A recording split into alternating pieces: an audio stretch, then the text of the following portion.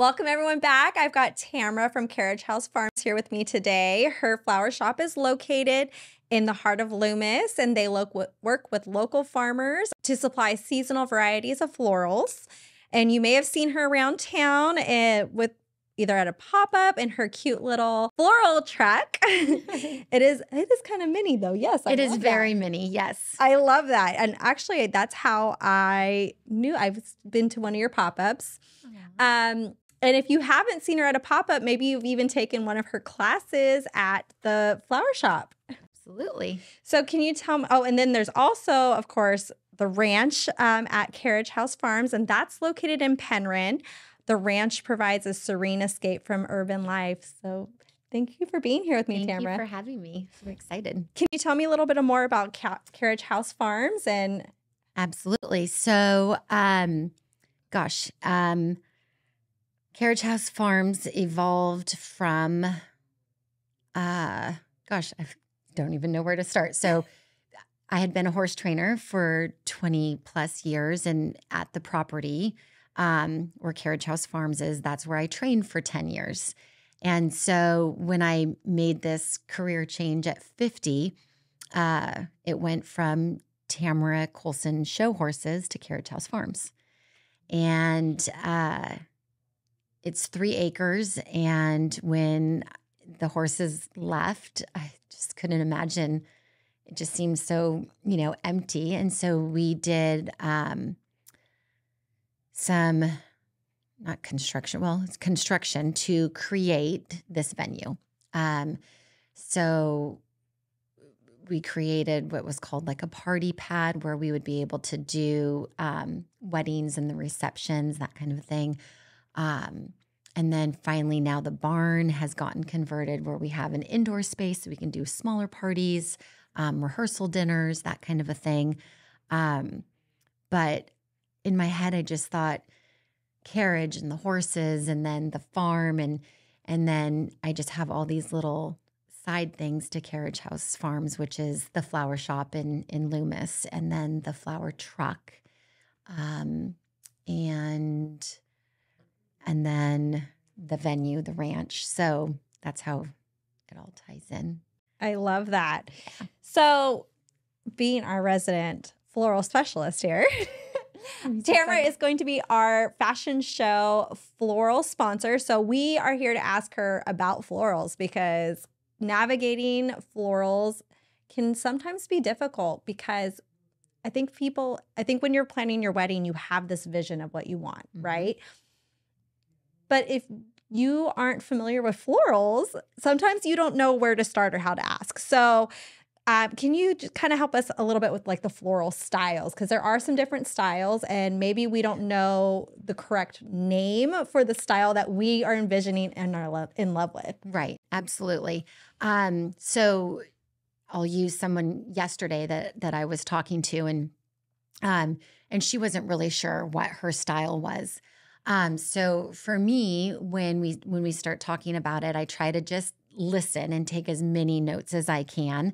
And most are traditional, which is one of our styles.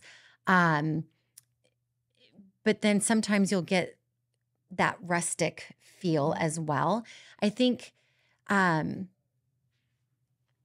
she wasn't really sure. So I think you can mix a lot of styles together, right? You can, and this is just my opinion. And this is kind of how I look at this whole thing is that it doesn't have to be very specific.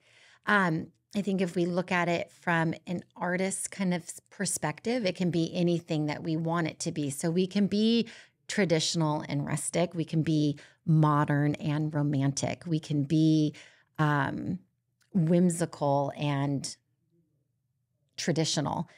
So she was traditional in that she wanted white and the elegance of like the roses and the bright greenery, but then had this little rustic, almost mountainy side because of her venue. And so we just decided we could add like a fun twist with, willow branches and things like that could create this little rustic feel and keep it traditional at the same time. So it's always nice to lay out all the different floral styles, and then we can just put our own little twist on what we want to do for that individual. That's some great advice, because I think a lot of folks think they have to be very specific, like, oh, I want it traditional, and that's all I want. But Right. when talking to your florist, you can definitely incorporate some of those other styles together. I think so. I mean, that's my style. I think that there are great guidelines. Like, I mean, when I got married, I thought that, so 20 plus years ago, I thought it was very structured, but I think now it's a great base for us, and we can put our twist on whatever we want. I feel like there's no rules. Like, we can make it however we want it, however they want it to be. Oh, I love that advice.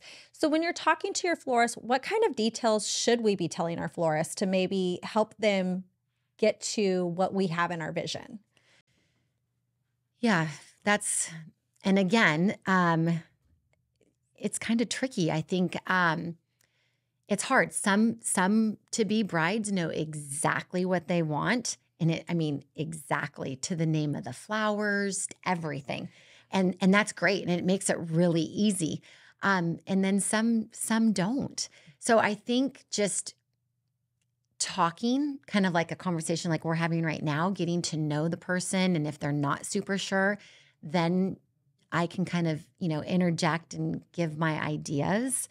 But I think going into it, what they just need to know is just the basics. Like, I know that I want a bouquet. I know I want my bridesmaids to have a bouquet. I know I want this for the groom and the groomsmen, and maybe this for my, centerpieces at the reception.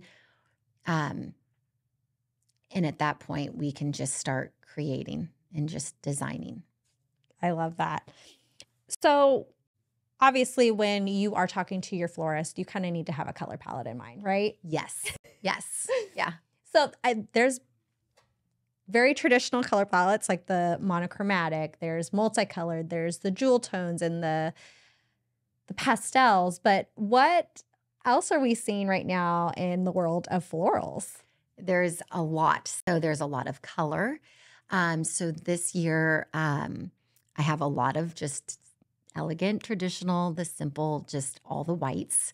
But I also have a few where we're doing those pastel colors. The bridesmaids are in different style dresses, different pastel colors. And then we're doing a lot of pastel blues and pinks and peaches. And that's been popular. But then I've got a really bold one coming up too, with like burgundy and just these much more deeper colors with the neutrals as well. So it kind of softens it a little bit. But again, I know every year there's those trends, and you can see them in the magazines, and, there's all this color and the bright citrusy colors and the oranges and all of this. But again, I think there's so much, we can do whatever you want to do, right? So again, it's like we can incorporate a couple of those different, we can be monochromatic and keep to that citrus theme, or keep our all whites, right? So I've kind of got kind of all over the board so far, which I like. So I'm definitely not going to be, I'd never be bored, but you know what I mean? It's like it's not going to just be all white this year. So I'm excited because I've got a few of these different colors going on. So I'm excited to do that. I love that. So when you're talking to your florist, and there's obviously like you have your color palette in mind, and you're like, okay, this is what I'm going for. How do you know, like, if you're requesting a flower that's out of season? Like, should you do that research ahead of time, or what is that? What are the rules on that, really? Well, thankfully with wholesale, we can pretty much get, for the most part, anything, even if it's technically out of season, right? Mm-hmm. So, peonies are such a famous flower to be using. And so, luckily we can get those still. So to answer your question, like, should they know what that is? I don't think so. I think if they just come to the table with the idea of what kind of flowers that they like, that's helpful. I mean, I've definitely had those that have come, we've sat down and right away they're like, I don't care what you do, just I don't like roses. And they don't want one rose. So, that's helpful. But then there's some that are like, I don't know. I mean, it has to be peonies. And so and then that's where it does fall on us. Now we have to go source and figure out where can we get that and make sure that they're nice as well. I mean, we don't want to, I mean, it's challenging, but it's very doable. Oh, well, that's great because I did not know that was even possible, honestly. Yes. And of course, I mean, that is one of the things that I like is that I do have these local farmers that I use. So, and peony season is coming up. So, obviously if I can use local, I will. But if someone's getting married in February and we need peonies, we'll still get them. They just won't be from the local grower. So there have been some amazing floral fashions coming in. Insane. I cannot believe some of the things that I've seen out there. Yeah. So when we're talking about those floral fashions, like the lapel, amazing. It's gorgeous. And then also like the floral crowns. We've been seeing that for a while, but they have gotten even more elaborate, I've seen. Absolutely. Yes. As well as some floral jewelry. I've seen some floral rings, some bracelets, some earrings, even necklaces. Yes. And the newest one I just saw was also like a floral belt on a wedding dress. Amazing. Just so gorgeous. And then there's also like the floral pocket squares that I love those because I feel like boutonnieres sometimes can get a little wonky and you don't mean to, but just over time, absolutely, it just gets a little wonky. But those floral cards are great. So when should you start talking to your florist about maybe some of these ideas that you have to make sure that, one, this is really what you want? Right. And then two, like. Exactly. Is it. Well, and it's funny because, so again, a couple of recent to-be brides were asking me about that. And, they wanted to do much more until they said to their, to their fiance, oh, I mean, have you, wear this and that. He's no. I like, that's too much. Right. So, I think those are, basically everything that we have been talking about so far. These are all those bullet points that just need to come up on that very first meeting when you sit down with a florist. As you're interviewing multiple ones, you just need to have all of these thoughts in your head, and the pros and cons of some of them, right? So traditional boutonnieres, those are great. They're smaller. And again, I'm not a huge fan because they are awkward when you're pinning them. They don't always stay put. I love the pocket ones because now we can use, they've evolved. I mean, we were using just a piece of cardboard and that was a little flimsy. Now we can go get like baseball card holders. We've got these nice hard plastic pocket holders. And so those are very sturdy and so easy. And not too much. And then some of the grooms are, when we talk about the lapel, I think it's amazing. But then that's a lot. And then if you're going to be kind of keeping your jacket on or doing even those before photos, which I'll use as an example as my son, they got married in Texas in November in Austin, and they all had the pocket boutonnieres, but they did everything ahead of time. Well, to the point where they were throwing them up in the air and they'd even shot like their champagne off and everything.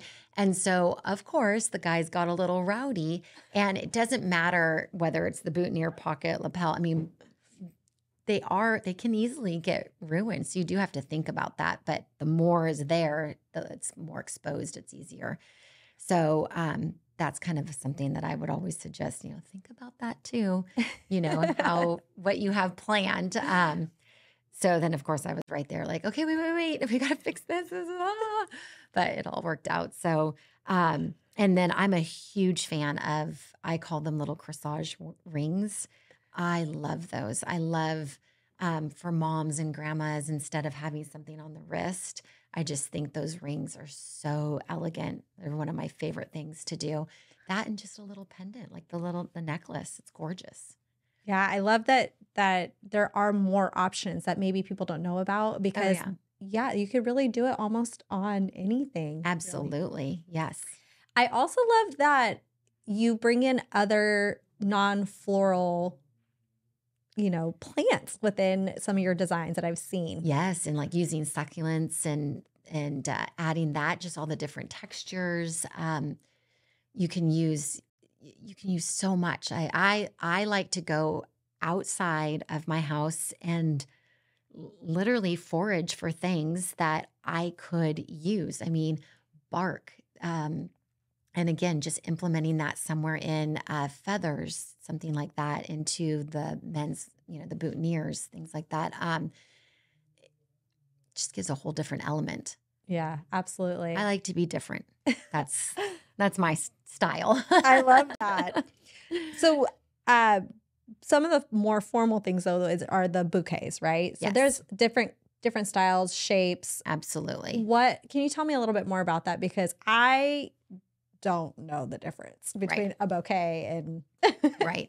So that there are several styles. I think when you're sitting down with the bride to be, it's important to recognize like her frame of her body and her size.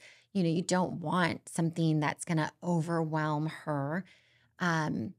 Sometimes, they've said, oh, but I want something like an oversized. So something that's wider, not so much the length or anything, but just this oversized bouquet.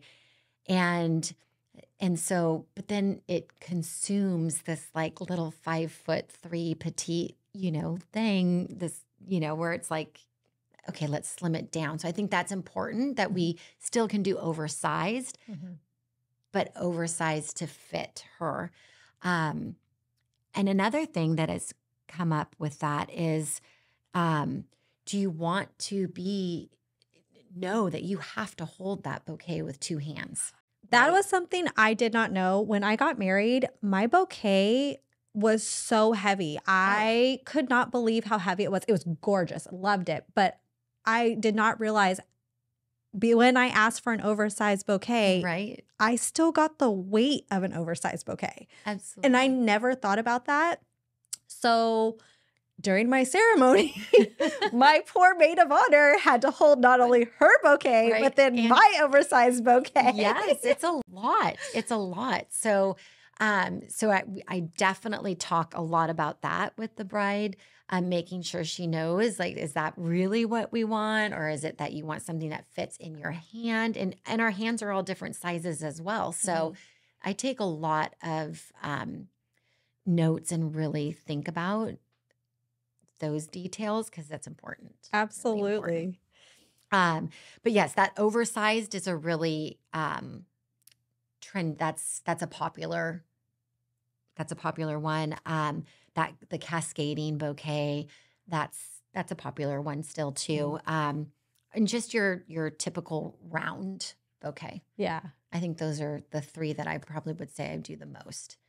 And then there's a little posy version of kind of that round one, but it's just smaller. And that's really great for the bridesmaids. I love that. I've also been seeing something that I loved, and I forgot about this, mentioning it earlier when we were talking about the fashion, is bridal floral purses, where they bring in their purses and then have the florals in the purses, and then you're not holding it. It's so nice. Yes, I love that.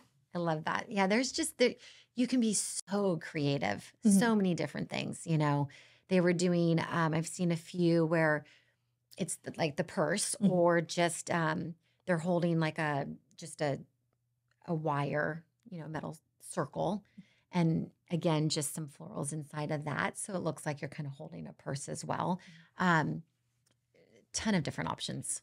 Yeah, so I think that's great for people to remember, especially if you're having maybe a more ornate dress and you really want to show that off, because sometimes behind the florals it gets a little lost. So Absolutely. So think outside the box when you're thinking they don't necessarily have to be a bouquet anymore, right? No, not at all. Yeah. Not at all. Not at all.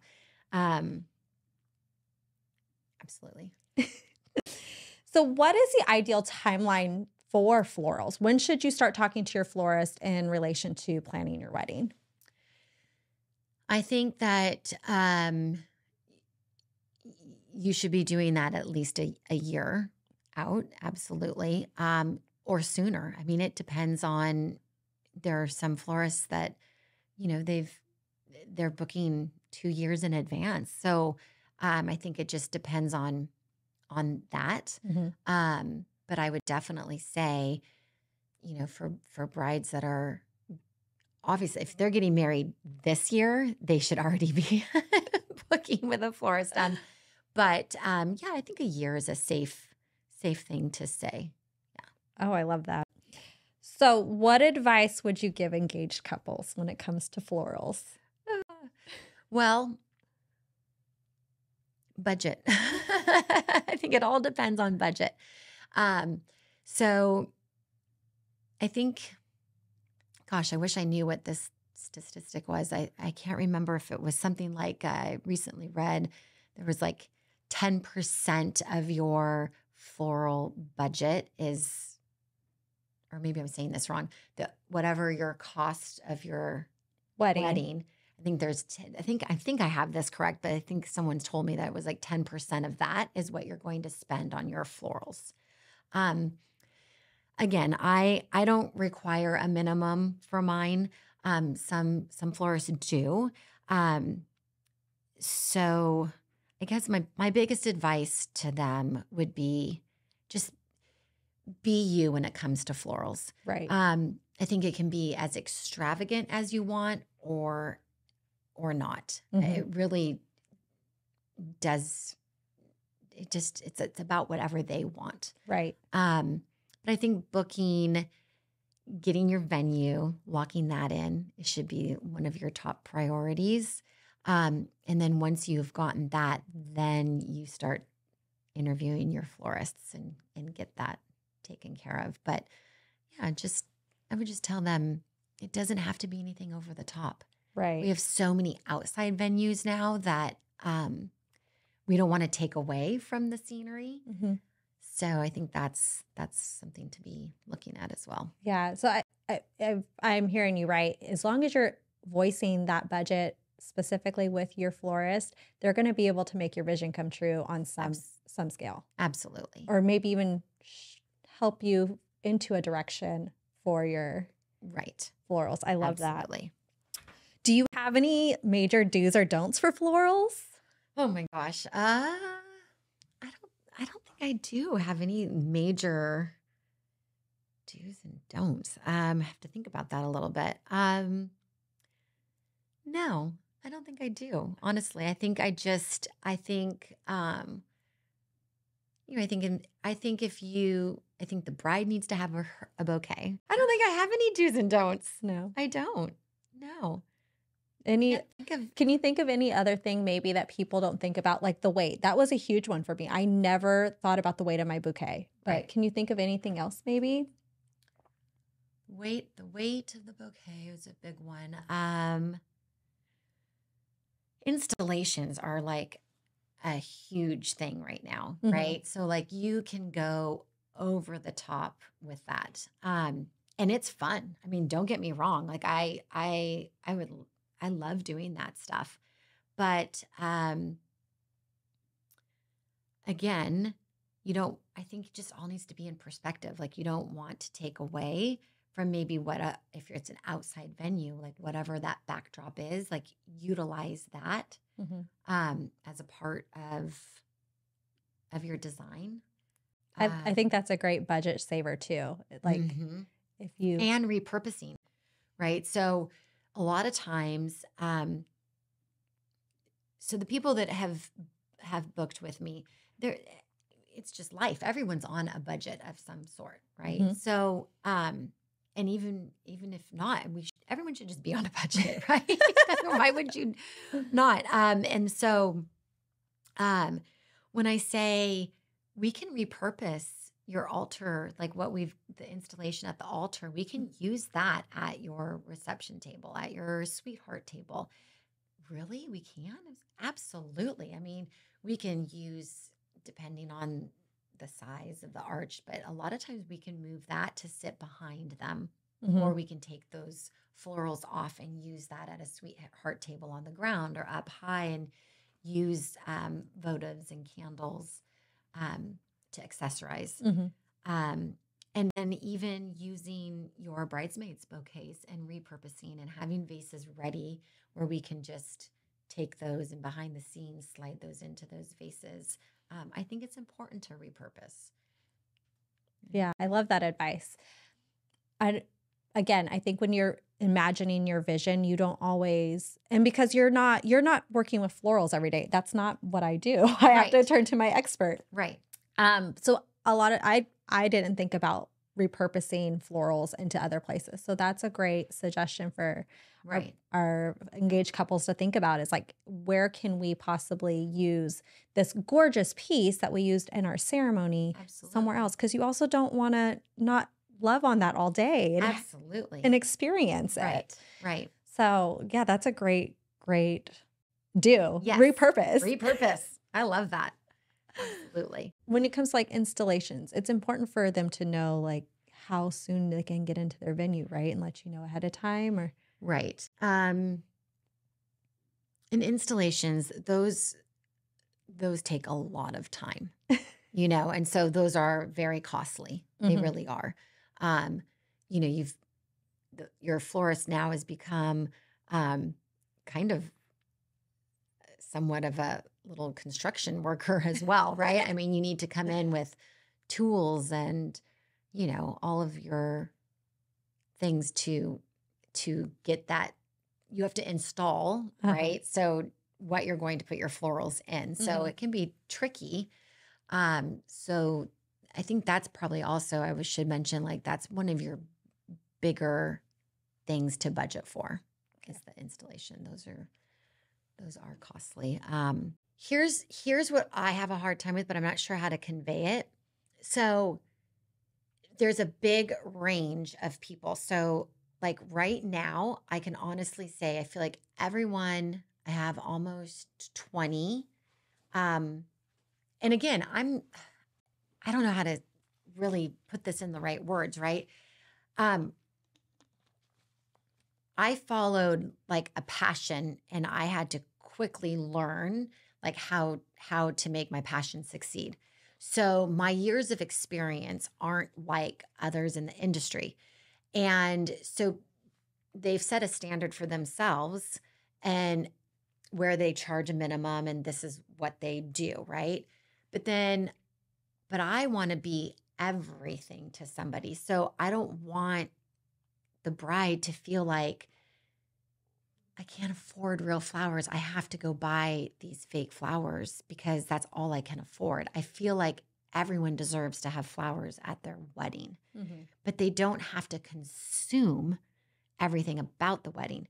But then there are some people that are able to afford these extravagant, florals at their wedding. But my point is that it takes a team of people, even for me. So like the best thing is working recently with an event coordinator who, being like, we all work together. Like she knew how, like her vision of how to set a table and what linens, and using that color palette, and then how to bring in different textures to the linens, and then having a vision even of florals, and then asking me like, would that work? What about the height of the florals? So if people are sitting, we don't want anyone looking over or under, that kind of stuff. It really does. You end up, the florist ends up working really hand in hand with the not so much the wedding coordinator, but the wedding designer. So it's almost like two different people. Not everybody does the coordinating. So the coordinator is actually the person that's going to be there making sure that all the, vendors are on time and that they're watching the timeline. But then there's like this designer that I love to work with too, that just wants to make sure like that's her deal, setting that table. Absolutely.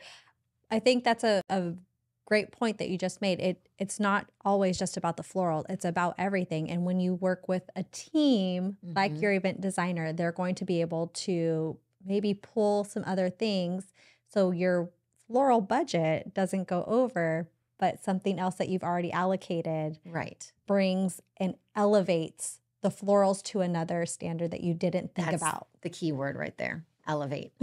So it's a whole team of people, but that's the key word. Yeah. All right. Well, thank you so much, Tamara. I appreciate you being here. And if you haven't checked out their website, head on over. Tamara, like I said, will be at our show on Sunday, February 25th.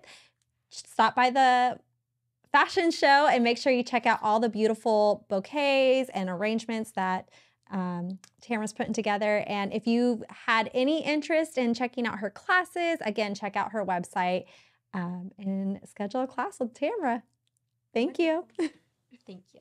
Well, I just want to thank all of our sponsors again for this upcoming wedding showcase on Sunday, February 25th at Cal Expo. I want to thank Lush Balloons, who is our platinum sponsor, as well as Real Wedding Magazine, our media sponsor. Can't forget our grand prize sponsor, Retreat Salon and Spa. And don't forget, when you register your wedding, you are entered to win that grand prize of almost $1,300 worth of services and goodies. And our fashion show sponsors, Carriage House Farms, Our Place Event Space and Kitchen. And we can't forget about our VIP sponsors, White Moon Rustic and Adobo Inc. Thank you, everyone, and we'll see you on Sunday, February 25th.